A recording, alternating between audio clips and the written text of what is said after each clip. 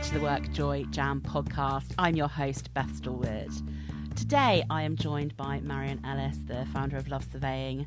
She has a wonderful and interesting history as a surveyor, as a business owner, as somebody who helps support and coach people in this wonderful world of surveying.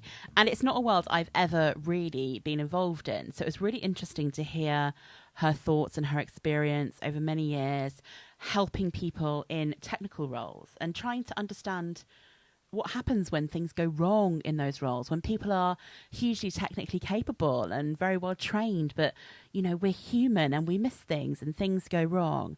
And understanding the factors behind when things go wrong, like what is actually driving that?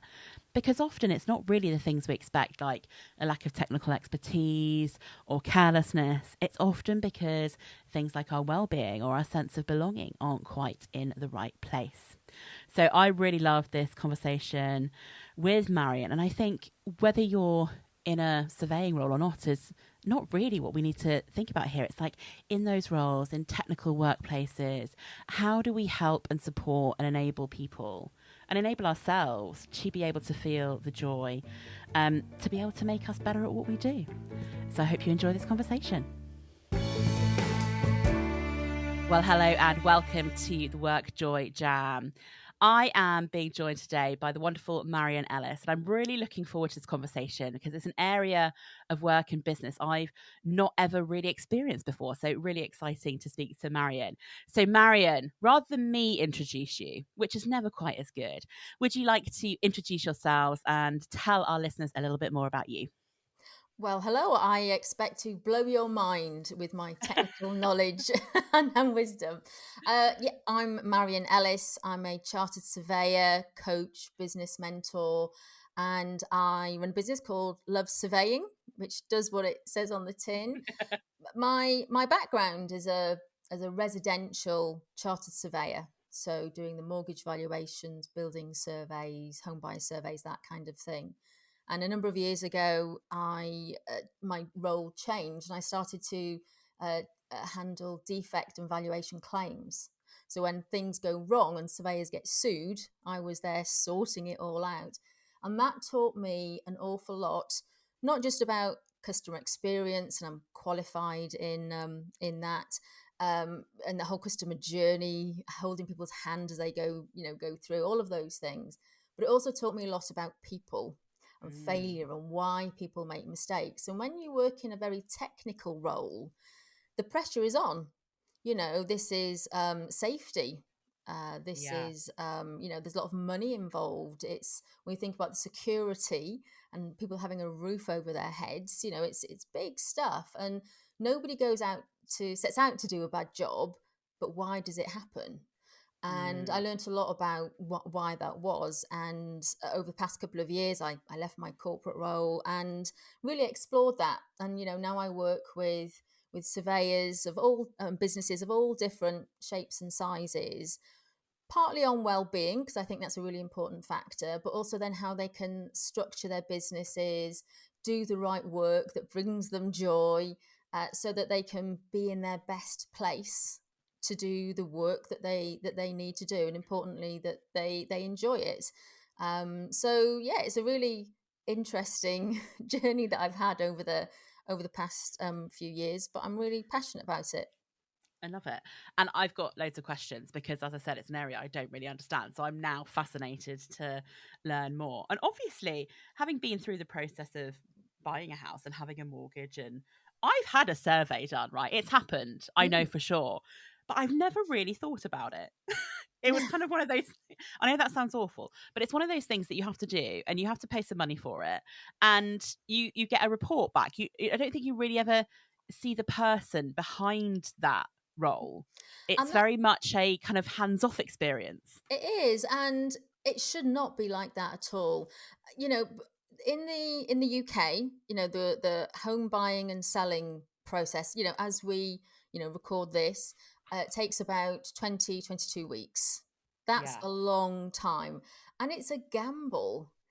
For someone to go and put an offer in on a property and all the bits of paperwork that has to happen, all the different parties that really don't work together to head in the right direction. So when you're buying a property, you fill out all the paperwork for your conveyancer, you fill out all the paperwork for your for your estate agent, you fill out all the paperwork for your mortgage broker, and nobody talks to each other. No, that was the experience I had. Yeah, nobody told Exactly, me each yeah. other. And so all of that is a barrier to you getting good service and an easy, enjoyable experience. But also, it means that those parties aren't always talking to each other and can't resolve problems quickly. Messages go back and things just don't get resolved, and it becomes really, really frustrating. The thing about a survey, well, so the first thing to say is there's a difference between a valuation and a survey. So you need to be, in the UK, you need to be a member of the RICS and a registered valuer in order to provide valuation advice. And the valuation that a chartered valuation surveyor will give you, they're typically doing it for a mortgage lender. The lender doesn't necessarily give you that report because it's there for their purposes. It's for their mortgage lending, not necessarily for you. And so that they'll do the report, do the valuation, but it's all for the purposes of money. And what they're looking for is is it worth what it's worth? Yeah. Will it continue to be worth what it's worth? And is there anything absolutely major that will affect that value? So structural movement, or is it next to something that will affect the value? Other than that, they don't really want to know, because it's all about investment and the money side of it. And so as a consumer going through it, what you're really worried about is, will my sofa fit in? What color am I going to decorate it? And you might be a bit worried about, are there any problems that we can't see? Has it been maintained and looked after properly?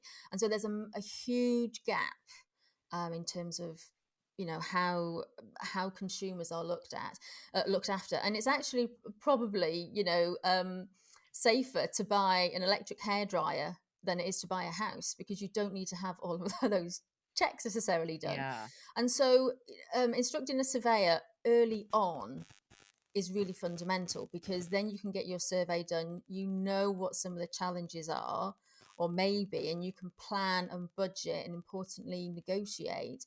But surveys are often seen as a barrier and a problem. And unfortunately, the surveyor rocks up. We give our reports and we just smash those rose-tinted glasses that you've got and destroy your dreams if there's a problem. And it's expensive. Surveys aren't cheap, but you're paying for professional advice. And if you are getting a cheap survey, I would question the quality and the worth of it.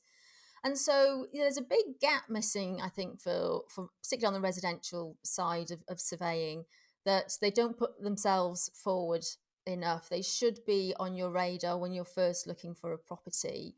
But I think sometimes surveyors can be a bit introverted. We don't necessarily want to put ourselves out there, and we're not part of that property chain. It's more of an afterthought. And that's where things start to fall down. And what you typically find is, somebody won't have a survey because it's too expensive, or, it's too late in the day. And availability is always a big issue, for booking a surveyor in. Or you'll find, your Uncle Bob says, you don't need one, or you find people, I've bought and sold a house before. It's, it's all fine. And sometimes it's not. It's a risk that you take, unfortunately. So you should see a survey as an investment, an investment in your property, so that you know what's going to happen and you can make repairs and you can maintain the value going forward. But what's often happens is people see it as an insurance guarantee. I've got a survey, there's a problem, then I'll sue the surveyor, which isn't great. Yeah.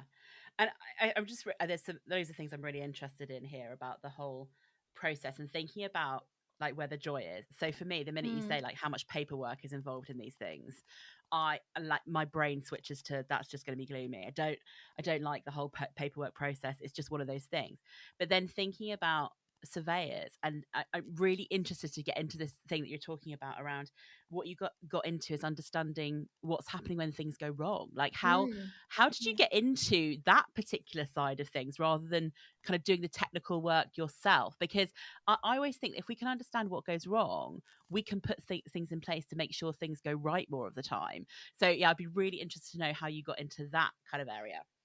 Yeah, so I used to, well, I used to do the technical job. So I was one of the surveyors out there. I used to, go and inspect properties. So when a head office job came up, it coincided with me relocating out of London. Then I got married, had maternity leave, and I was able to come back and take on a central role. Initially, it was audit and to do with quality. And then they had a small complaints team, and they needed some technical advice and support and help with writing letters.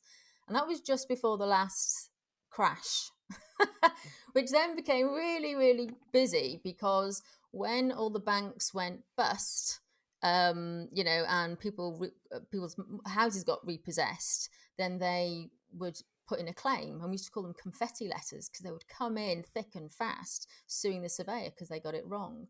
And so there was a real focus on, well, why have you got it wrong? You Mm, know? And what then happens, you then get into blame. Who was it? What did they do? They must not be good enough.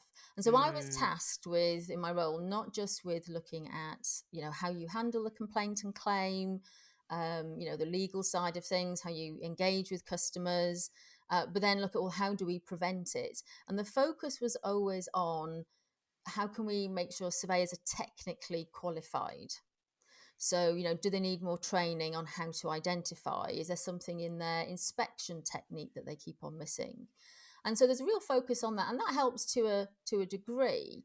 But when I started to just had to tune in to, how are these things coming about, what I realized is there was a real lack of um, input on, the whole sort of customer experience side.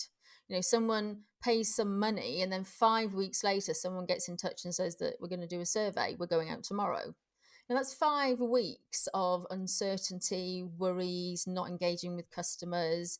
And so if you don't have that opportunity to talk to your clients, and find mm. out what their real, worry beads are, then you're never going to address them. And so what you have is or had, is an industry that says, this is how we do it. This is a Yeah. survey. This is how we do it. This is what you're going to get. When actually a client might just want more of a chat, a general, bit of reassurance. Talk about something, what's a worry to a surveyor or a technical person is very different to a first time buyer, for example, Mm, who might be worried about all sorts of things, small things typically. And so there's a real gap between what clients worry about and what surveyors worry about in their reports, and nobody is wrong, but it just needs to be brought together. And so there's a lot of work that you can do in terms of customer experience. And what I've found is that and I've worked with firms across the whole industry, big, small, one man bands, the lot, and there are some who actually are really uncomfortable talking to customers. Their zone of mm. genius and their happy place, is being in an old building that might not have heating, but Yeah. it's got lots of really interesting features. Some people just like doing that. Other people, other surveyors might like to talk to clients, and if they don't get the opportunity to do that, then that actually makes them quite sad. They that's part of the role for them. So it's been really interesting learning that there are everybody's different, but you've got a technical job that also involves working with people, and we're trained always to do the technical part of the job, and we're encouraged to do that, and that's a measure of success if you can do that. And so I Yeah. found that this is quite sort of dismissive over the, I guess, I guess the fluffy stuff, the soft skills, if you like, which are actually really, really vital. So that was really Yeah. interesting for me. And so I did a lot of, work on how do we improve that whole customer experience side. And we made, I made some great improvements, and, I still work with clients now doing that kind of work.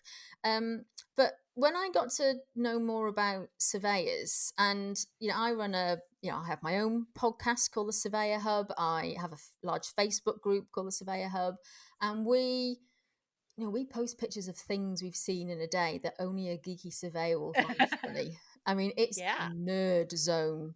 But that's like, for me, I always think that if you're in the nerd zone with your fellow nerds, then that's a really happy place to be, right? Because Yeah. you understand, like, it might not be something that your average customer would find exciting, but if it's what you find exciting, there's loads of joy to be had there. Oh, absolutely. And but for a lot of surveyors, they're actually work in isolation. You go out and do your list of jobs for a day, and if they're all key jobs or empty properties, then you've not spoken to anyone all day. Yeah. It's quite an isolated role, and you do need that level of being able to concentrate on what you're doing, but it can be quite lonely. And then over the past 5-10 years, there's been quite a change of regional offices closing, people working from Right. home. A lot of surveyors were working from home anyway before the whole pandemic. And so more and more as an industry, we've become quite sort of disparate, and we're not talking to each other. We're not having that, that cheesy water cooler banter. Not that I think there were many water coolers in surveyor's office, but we don't have that. And those small interactions actually make a real difference. Did you see, or I saw this and it was super rare, and all of those things. And that's where it starts to get a bit lackluster, Yeah. and the shine off the, I'm excited about this job, disappears, because you've got no one else to help you buff it up and keep it shiny, if that makes sense. Yeah, totally. And so those small interactions make a difference. And when I started to look at, okay, do some more work on, why are we getting claims? And there were a couple of trends that I saw. Some were, if surveyors were, sometimes you have surveyors who have sort of two roles in a business. Perhaps they're a manager as well as going out doing inspections, or small businesses, they're the business owner, but then they also go out and do inspections. They're two very different types of brain that you use, to inspect a property and do technical reports and deal with admin issues and payroll. And when a surveyor has two types of roles like that, often your eye is, off the ball when there's a problem. Yeah. And it's really hard to stay focused. So it's really important that you get the support around you so that you can concentrate on the job at hand. So that that was one of the trends that I've found, and I support a lot of businesses with that now. But also what I saw was, the absolutely obvious complaints. How did you miss that bucket in the roof space which was catching the water for a leak? Yeah. It's there in your photo, and sometimes there's some really obvious things. And I got quite curious about that. And I had a claim that came through, and it was quite a big claim. It's to do with a retaining wall, which is a wall that is high on one side, low on the other, and it sort of holds soil and buildings back. And a surveyor had gone out to do I think just a mortgage valuation. He did it on a Saturday morning. Most surveyors work Monday to Friday, but this was a bit of an extra job. And he'd walked past this biggest crack in the wall you could have imagined. And it turned out to be a huge claim. It was a 5-figure claim. And everybody was, oh, he must not be good enough, and we'll get rid of him, and how dare he, and all this blame going round. And I brought him in for an interview, for a chat, just like and they badged it as like a professional interview. And the guy must have been terrified for his career. And I thought that was a bit harsh, when you deal with these things, day in, day out, and you speak to people, you get a sense of who really can't be asked, and can't be bothered, and those who really, really care. But and so we came in and we sat down. We had a chat. He was just at a loss as to how this had happened, and I asked him, well, how was he feeling at the time? And now this was 2 years before, and you can sue, within 6 years, because it can be a long time. So 2 years before, and he said, My wife had just had twins. I was doing the job on a Saturday as a favour and for extra money. And the pieces start to come into place. You know, anybody who's had kids knows it's pretty full on. And they're actually premature babies. He was in and out of hospital. You know, so you've got somebody who's under pressure and isn't functioning as well as they could be. And he was a really experienced surveyor too. And so, but he wasn't getting any support around that. No one, you know, it wasn't that he had to work on a Saturday, but he was given the option of, well, you know, be one of the guys and, you know, you should be doing as a favour. But also I don't think he felt he could say, actually, no, I'd like to be with my wife. Yeah. You know, and so you then start to see, well, if someone's not feeling on top form, if you're sleep deprived, if you're worried, you know, worry is a horrible thing. Yeah. All of those things mean that, do you know what? Sometimes you just miss something. You become blind to it, or you cut corners without realizing it. And so, I mean, you know, we kept his job. He was quite, you know, compassionate over it, and rightly so, I think, in that particular case. But it taught me a lot about, you know, work-life balance, how we look after ourselves, how do we talk to each other, you know, and we often overlook all of that as essential in business. You know, sometimes a nice to have, but it's not. It's absolutely essential. And I think if you're doing high risk work, technical work, physical work when you're out and about, you know, you can't be sleep deprived. You can't be, you know, out all night on the booze or whatever. Yeah. You know, you've got to be, but also during your day, you've got to be set up for success. You know, don't fill your diary with too many appointments. Make sure you can have a break. You know, for a lot of these surveyors out there, and I'm sure it is for other people who go out and about and inspect properties, or you know, home help, or help, you know, in and out of homes every day. You know, you juggle how many cups of tea you have just so you can go to the loo, or you don't go to the loo until you go home. You know, and there's practical things like that has to go on, and that's not good. That's not healthy. No. And so making sure you've got a well-planned day, rest breaks in, eating a good lunch, you know, and just because you've got an active job where you're out and about doesn't necessarily mean it's a physical job where you're getting good exercise. You know, you can be, you know, in the car an awful long time, you know, and that's not great. And when you then start to get into that zone, what I then discovered is that, yes, mistakes then can start to happen, but you fall out of love with what you do. And, you know, that's there when for me, it then sort of took me on a journey. Well, you know, I absolutely love surveying. You know, I'm a bit of a geek over it, but I know surveyors are. And when I started to talk to people, and it came about on my, you know, when I started to put people on my podcast, actually, when I said, you know, the podcast is about career journeys, how they got into surveying, that kind of thing. You know, but we often forget why we started out. And we don't all do it just for the technical, you know, geeky stuff that we like doing.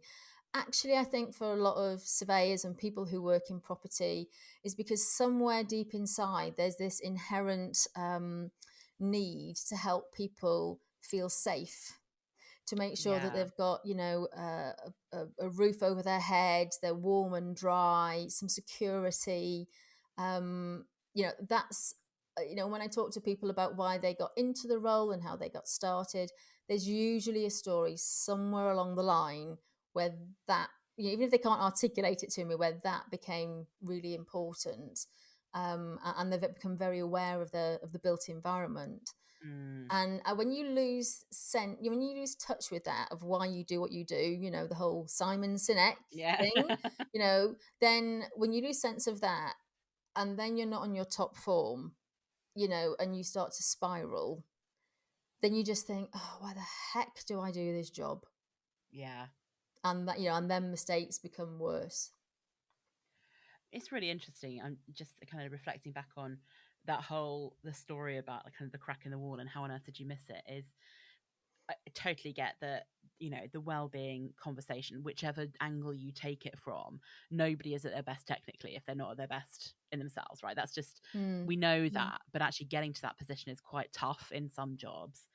And the other thing that was just coming to mind is this, I just kind of really wanted to say, we're humans and humans aren't robots, and like, we make mistakes. It's just that in some roles those mistakes have greater impact than others, right?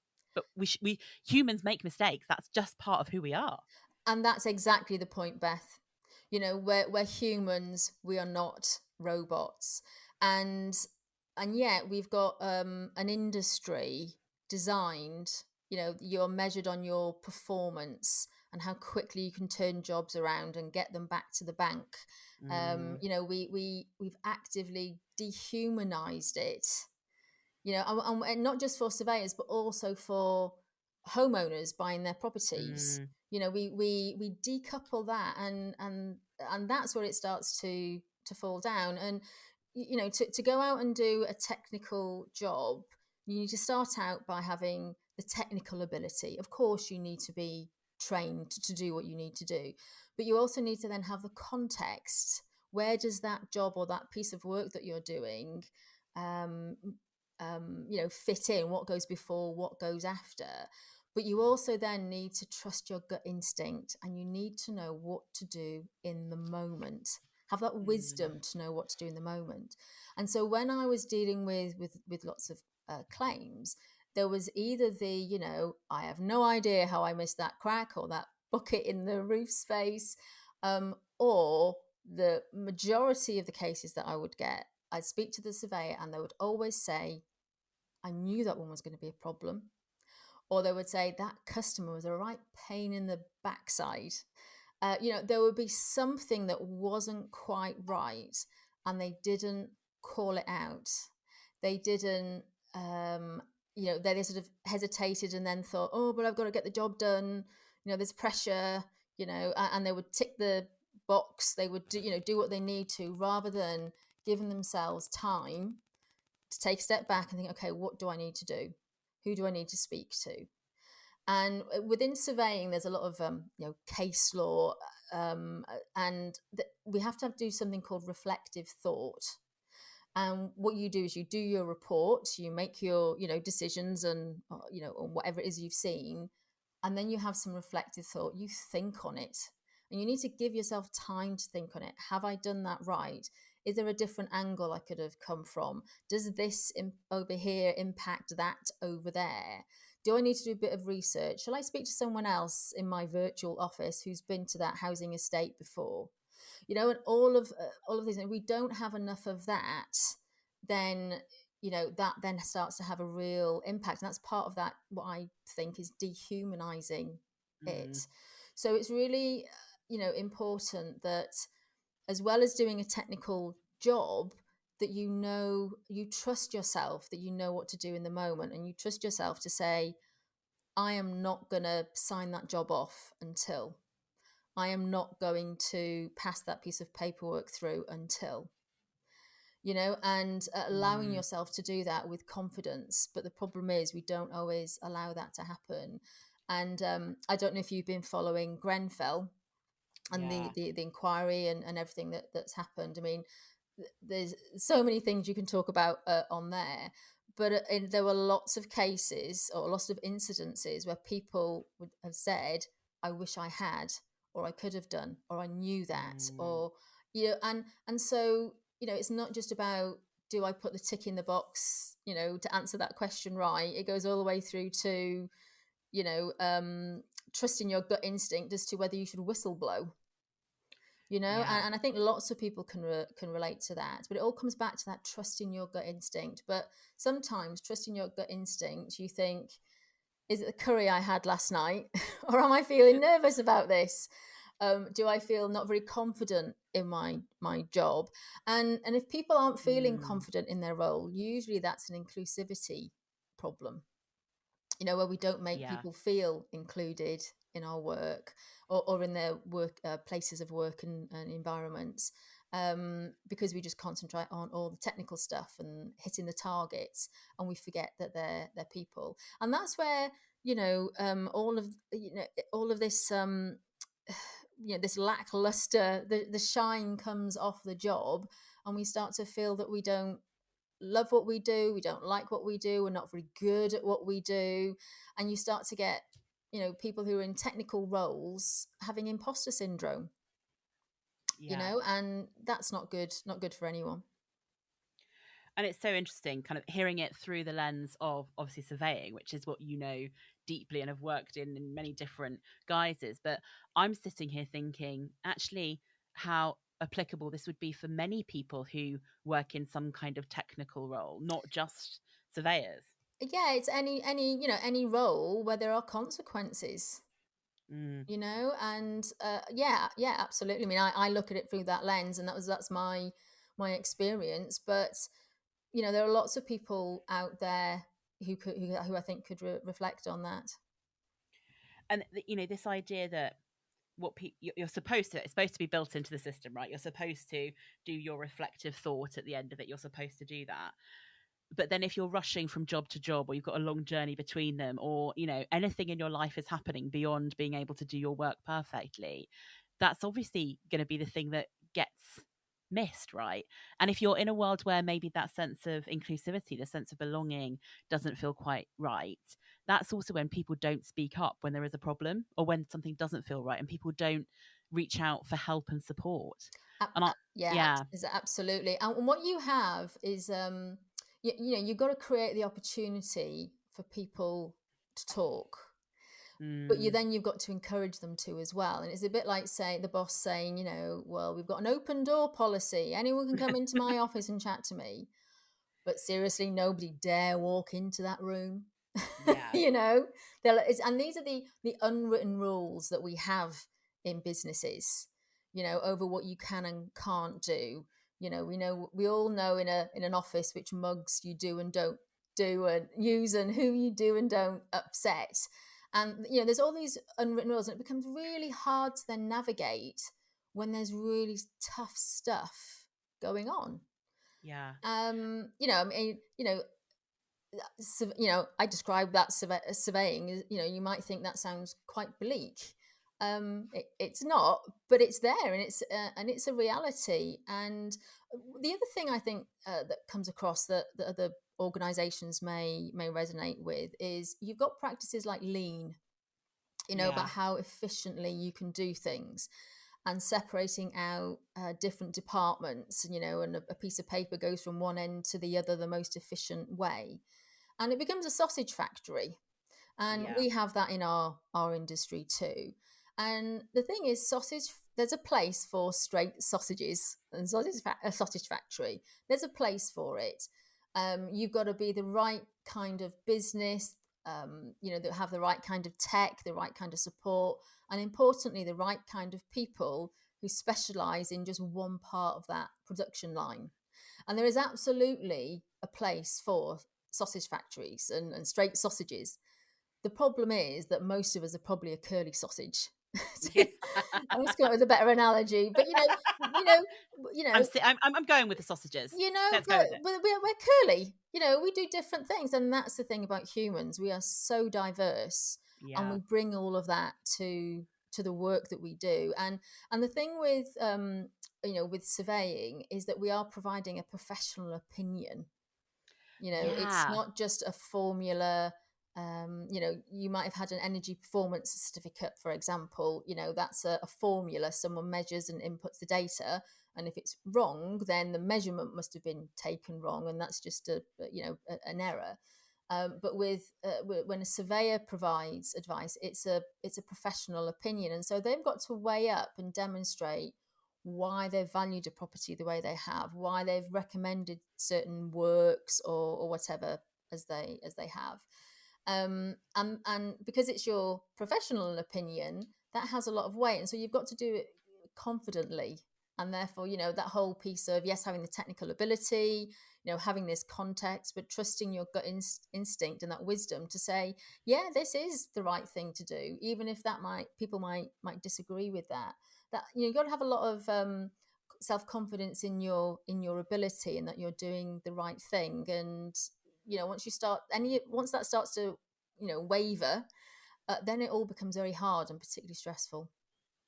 Yeah, and I'm sitting here reflecting on things like the Grenfell Tower horrendous situation, and it's quite easy, isn't it? I'm thinking here about like the process of this can be very much seen as a paperwork process. It could be seen as a ticking the box, get it done. We need to do it before we can, safely buy this property, etc.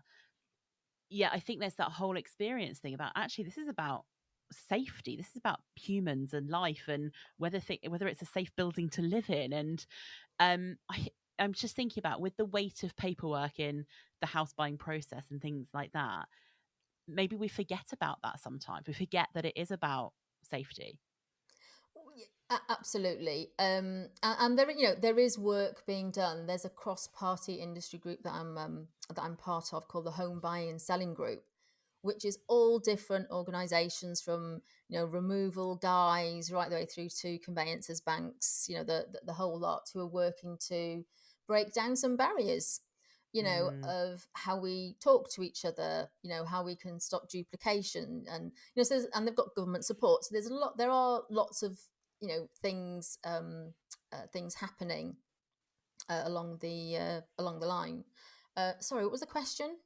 I just thinking about that how sometimes in the process the fact that this is about safety and looking after people, because Yeah, it's technical, that bit could get lost a little bit yeah. as well for on both sides. Like as a client, it could lose that's what it's about Well, as well. yeah, it is, because the on a house purchase, for many, they don't actually speak to their surveyor, Mm, and that's where it needs to. Surveyors need to work harder to be accessible, and people buying a property need to have a reality check that actually the surveyor is probably the only one fighting your corner. yeah, You know, um, that they're not working for the vendor or anyone else, and so, but that lack of that phone conversation, that lack of chat, I mean, I remember when I used to run a sales team who used to sell surveys, and I remember listening to them for the first couple of days when I took over the team, thinking, oh my god. They you're asking people in businesses who to sell surveys, who've never bought and sold a house before, and mm, probably never will, because of the way that the housing market is and salaries. Similarly, there are surveyors out there who have never bought and sold a house either. It's not everybody can afford to do these things, and I think there's a big reality check sometimes for the industry you're in, and that's why I talk about this context, yeah, of the industry we're in, the work that we do, our understanding of it. But sometimes people say, oh, we need to educate the public. Educate the public when they're buying a house, they should get a survey. But you know what? Educating the public is like boiling the ocean yeah. and rounding up kittens. And as soon as you think you've nailed it, there's a generational change. mm, And so it's really hard to keep on top of. And therefore, the whole process and the ways that we work need to be designed so that people understand what they need, that they feel supported, that they feel that they can ask questions. There's a lot of sometimes first time buyers I come across, they feel too scared to talk to their surveyor because really they're a bit like their dad. you know it yeah, can be a bit intimidating, and yet they've got to be brave enough to ask. It's a lot of money that they're spending. The surveyor needs to make themselves open and available, but that's quite hard for people if they've never been trained in customer service, for example, or yeah, allowed to share their own property journey. But there's nothing better than just going back to the sales team that I was talking about. I used to say to them, be excited. When you yeah, answer the phone, say, oh, wow, you got your first time buyer. You found a house. That's amazing. Tell me about it, rather than how much is it worth? Where is it? I'll book you in a survey, yeah, and just keep that excitement going. Because when people are doing what they love, when people are excited about something, it yes, it's all much more positive, and it's much more enjoyable places to work, and all of those things. But you're more likely to get it right. Yeah. And what I find is that with the way the claims situation is for surveyors, particularly in the UK, for a lot of them, the insurance premiums, it's not worth them working. It's really poor.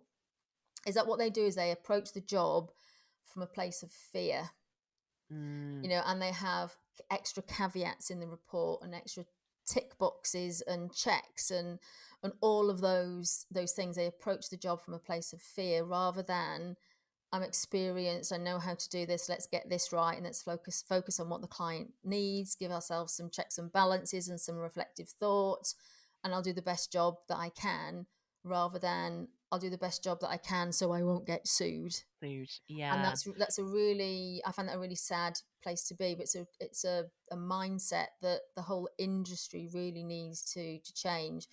But that's the difficult thing, when you're at a risk of being sued for something that Yeah. you did, or the impact, it can be quite profound. Yeah. It's like starting from a negative place, isn't it? It's going to keep you in that zone. And I wrote down while you were saying it, is that when you have more joy, you're actually more likely to get it right. You And I are, think yeah, you that's are. such an interesting place to approach work from, isn't it? It's like, actually, if you're enjoying your work, if you're finding your confidence within it, if you're feeling like the expert that you are, and like the thing is, as you said, these people have to be very well technically trained. um all of the things are there to make sure the technical stuff is there, but trusting in yourself and feeling happy at work and remembering why you do it actually makes you more likely to do your job well than worrying about the things that might go wrong. Yeah, I mean, one of the other things, is that on the other side is you can get quite arrogant. you Mm. know, Yeah, I'm the there's a balance. expert. Don't talk to me about, Whereas one of my values and favorite words is curiosity. Yeah. Let's get curious about that. I don't know everything, but I know a lot, and I know where to go and how to get help, and trust that it's almost sort of being an expert in you and yourself, and trusting what you need to do in the moment is more important than any set of building regs. you Yeah. know but being curious about, when somebody complains, why is that? How's that come about? What did they not expect? Because most claims are defendable, but it's a cost to your business in time, a lot of stress if you get an unhappy client or customer. And this is the same across all industries. Complaints cost you money even if you don't have to pay out. Yeah. And so it's really important that we get curious about why they thought they would get something different than they did. Why? Let's get curious about, why didn't they follow the advice in the report?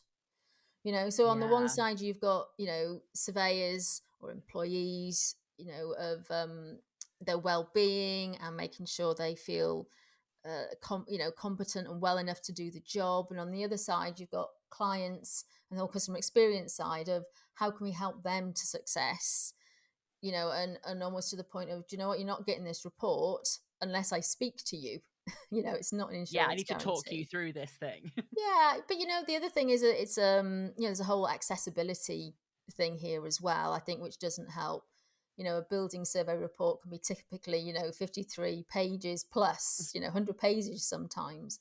Is anybody really going to read that? I think you said at the start you probably probably didn't read yours, and you might not read it I until there's a tried. problem. I tried really, And really hard to read it, but I didn't understand it. and That's exact the and thing, that's isn't the it? point. That's the accessibility bit. And that's the point. And I read it and I go, I don't know what they mean by that. I don't what's understand it. happened is, over the years, is because of the way surveyors have been sued, lawyers have encouraged surveyors to use certain paragraphs, some standard paragraphs, some standard text in caveats in defense, and it all becomes a mishmash. And if you haven't got that chat to explain the jargon and explain those things, then it becomes worthless. Because you're not going to read it. Something might happen. You didn't take the advice that you needed to. You'll be going reading your report after this, Beth, I'm sure. But but you can see how it, with all good Yeah. intentions, you've given somebody a report, but you've not understood that. Do you know what? The average reading age in the UK is somewhere around age 11, Yeah. and that'll get you through a Harry Potter book, but it doesn't necessarily mean it'll get you through a quite heavy building survey report. With some legal jargon. Yeah, Included in it. exactly. Well, I'm also trying to read all the other contracts from everyone else who's sending me paperwork at the same Exactly. time. So I think there's a whole accessibility Yeah. piece here that does need to be looked at across the whole. But I think we could all do much better, in business on that front. And I think, again, everything is coming back to this idea, isn't it, of rehumanizing the work that you do, from how you feel about it yourself, connecting with it, from connecting with your customers, from understanding that accessibility, that just because you've written a report doesn't mean it's going to be taken on board. The whole rehumanizing work, and obviously in your case in the surveying land, but actually in so many different industries, that idea of coming back to that we're humans dealing with humans, that humans buy things from other human beings. And I think that's a really interesting thing to take away and to think about. I think one of the problems is, though, that people are hard work. If you think about, Yeah. even from an accessibility point of view, providing something in different formats, well, that's extra that a business has got to do, and therefore that's cost. Yeah. And so if we've still got that mindset, then that's not going to work. I'm a huge fan of Mary Portas and the kindness economy. People, planet, and profit, in that order. Absolutely. Yeah. I love a bit of Mary Portas as well. I think that's a really interesting one, but it is going to take a big mindset shift, isn't it, around from people are hard work to actually, if we get this right, it will create less work in different areas versus, oh, this is just going to make it difficult. So yeah, love that. And that triple bottom line stuff, I think, is where a lot of forward thinking businesses will end up. Now I'm going to have to move us on to our quick fire questions, because although I could chat for another hour or so, I'm not sure everyone would want to listen for another hour or so. So what for you personally as an individual, so not thinking about all the people that you work with, etc., this time, just you, what do you think is always guaranteed to bring you a bit of work joy? I need to have fun in my work. Yeah. And I need to have a bit of colour. I'm quite creative, but don't ask me to draw anything. And I remember when I was in a really difficult time at work a number of years ago, and I walked into work and I was in such a bad mood. I thought, I'm not going to talk to anybody that I don't like. So I didn't. And I thought, I hate these blue pens. And I got my IKEA felt pens out. And I thought, oh, I like that. And then I color coded all of my diary, which drove all the secretaries nuts. And I just like that color, that variety, so a bit of fun and a bit of color is really important to me. I love that. And actually, I always think about WorkJoy as like, when you can work in an environment where you can have some fun, and that doesn't mean you're not doing serious work, because you can do serious work and still make it fun. Oh, absolutely. It is actually, that's fun, is something that connects people together. It gets people's brains working. You get more creative. There's all kinds of properly thought out research around it, but we deprioritize fun. We have to be serious. Yeah, it's true. And with my my Surveyor Hub community, just sharing a picture of something daft that they've seen, that geeky, they can't be fun in their technical reports. Of course they can't, and they're not all going to sit around offices on bean bags with, No. fancy coffees or whatever, but they can share those little geeky poignant moments with each other, and that just brings some lightheartedness into it, and it's really powerful. Yeah, it's such a powerful thing. Right, second question. What book are you currently reading? Do you know what? I'm actually, this might sound a bit weird, I'm on a book break. Oh. I over the pandemic, I got rid of so many books. I had a little library outside my gate, and got rid of loads of books that I'd had and donated them. So I've really tried to slim down, and I actually like listening to an app called Blinkist. Oh yeah, is it good? Yeah, really, really good. And if you and now I listen to that and think, oh, that's interesting, I might buy that book, or Audible, or whatever. So it's helped me filter through buying so many books. Um, but the book, I don't often reread books, but the book I am going to reread next actually is a book called The Girls by Elizabeth Gilbert, Yeah. which is a storybook, not necessarily a business manual. But I think there's lots you can learn from that. I think particularly as a woman in business, or a woman of a certain age, looking back on your life. Yeah, and I'm a big fan of her work anyway, so I'll be rereading that one soon. Brilliant. I love that. A book break. That's a good idea. And kind of resorting through your things and getting rid of some of them. Always a good thing to have. Right. Question 3. What's the best or most useful bit of advice that someone has given you in your life that you always find yourself coming back to? I once had I think it was a coach I'd worked with quite early on when I started to do my own personal development, and she said we sort of worked out how I fit into this career that I have. I'm a surveyor, but I'm not quite a surveyor anymore. And she said to me, Marion, you do what you do, you just happen to do it in the world of surveying. And it Oh, gave me huge license to think, well, actually, I can do different things. I'm a creative problem solver. I like a bit of variety. I like experimenting. I'm very much a people person. Whilst I thrived and did well on all the complaints and claims and legal stuff and the money stuff. It was actually all being really creative. But when you have a very technical role, you can get very defined by it. And in my industry, I don't fit the norm as a surveyor. yeah. I'm female, I'm 47. I have a quirky background in terms of the different things that I've done. And for a long time, I felt not good enough surveyor. And yet I have 20 plus years of specialist and quite rare experience compared to most. And so it just gave me that license to think, well, yeah, actually, I do have skills and I'm just applying them in this industry that I'm in rather than letting that industry define me.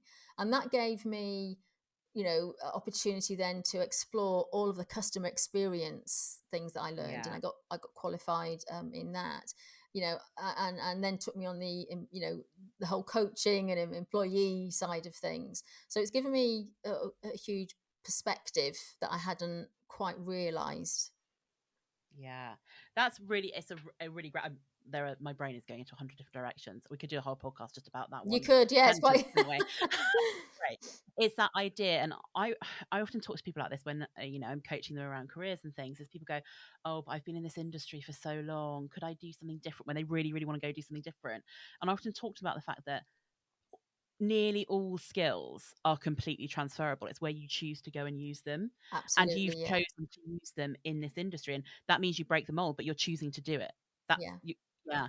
And actually breaking the mold has led you into probably a more joyful career than staying doing the one thing. Oh yeah. Oh, absolutely. I absolutely love the work that I do now and the moments that bring me pure joy. Yes, it's all the fun and stuff, but it's actually when you connect with another surveyor, another business owner who really work some stuff out, but they did it Yeah. themselves. They've everybody, we've all got it inside us to solve these problems. We just need help working out the puzzle sometimes. Yeah, And for it's sure. so incredibly rewarding, I have to say. Yeah. Love that. Right. What is your personal one super practical bit of advice to our listeners that's something that they could go and do now, tomorrow, the next day to build some work joy into their lives? What would it be and why? So this might sound a bit a bit odd. I'm a massive fan of the power nap. Me too. And it came about because I was exhausted after my second daughter was born. And I was traveling up and down the country, and I had a really embarrassing moment on a train when I rushed on the train and bumped into this guy, and he was literally like the Diet Coke man. And I knocked coffee all over him, and he just said to me, are you okay? You look grey. Not like, wow. And sat down, looked in the mirror, and I looked exhausted. I looked terrible. And, then I realized I was on the wrong train and all of that bother. And so I started to change my work, but I was just so exhausted with having a baby and the work that I did. And they didn't cater for breastfeeding and all of those things in my business. It was a whole other podcast topic, I'm sure. But what I did is I sloped off one day and just had a 20-minute power nap in the car. And I came back a new woman. And I'd always fought doing that. You're thinking, no, you've got to push on through. And there's nothing worse than telling, a mother with a baby, sleep when the baby sleeps is the last thing you want to do. But I found that it just gave me that boost that I need. And so, it's a little bit different now. I work from home. I'm feeling better in myself and things, but I do take myself off for a 20-minute nap if I need to, and I do not feel guilty about it at all. I have recently, in the last year, started sometimes to invest in a power nap, and it is absolutely game changing. I honestly think it's one of the best things. And actually, if you look at the history of the world and people working, people did used to actually have naps. It was something that people did, and they've kind of been phased out. But I am totally on board with it. Yeah, it's true. And, when we think about sort of how we replenish our energy, we do it physically. Yes, we might have a power nap, but we also do it mentally. If we've been reading tough reports, we need to switch off and do another activity, but we also need to replenish emotionally. And I think, okay, my power nap, sometimes I didn't sleep. Sometimes I would just close my eyes and sit there for 20 minutes thinking about the baby that I was missing or whatever, but thinking about what you need to replenish, and then it's not always physical. It can be emotional. It can be, mental. Yeah. And that you need a break. Just helps you tune in and have that, whenever you've got a problem, if you bring awareness to it, you can usually find an answer. Yeah, great one. Thank you for sharing that one. So we're all going to be napping guilt-free. Oh, no, just set a timer on your phone, you'll be fine. Yeah, because actually there is some research. If you go over 20 minutes, it could be worse for you than if you just do 20 minutes. That's I think right, there's something around that. So you want to keep it short. It's not a sleep, it's a nap. Yeah. Make it work. Yeah. Marion, it's been so great speaking to you. Where can people find out more about you, your business, what you do, etc.?